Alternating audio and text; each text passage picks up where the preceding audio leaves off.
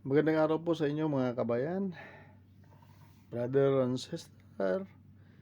Ang bidyong ito ay aking pong ipapakita sa inyo sa aming paglalagay ng chandelier light dito po sa isang palasyo sa Qatar.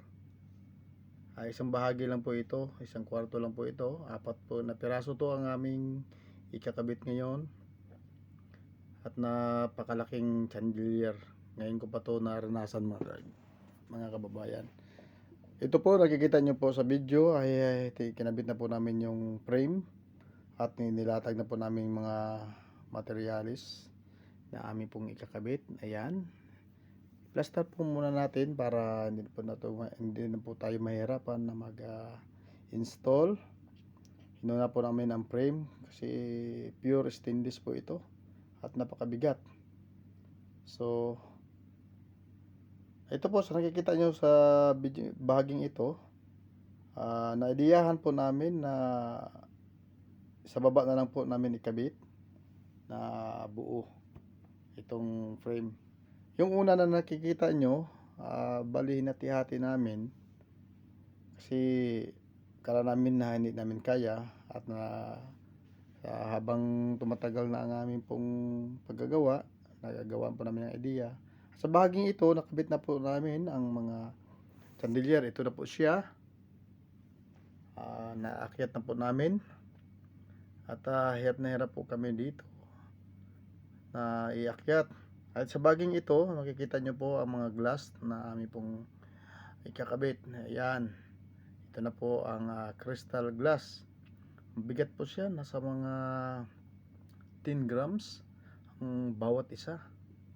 So napakabigat po at napakadelikado po ito. Kailangan po safety po ang pagkakalagay at pagkakasabit sa bawat glass. Kasi kung mahulog po ito, nako, napakadelikado po. Hindi ko alam kung ganitong mga chandelier ang lalagay na dito at napakabigat. Napakalaki.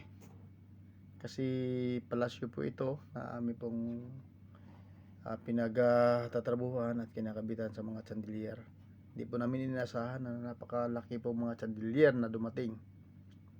Galing pa po ito sa Italy.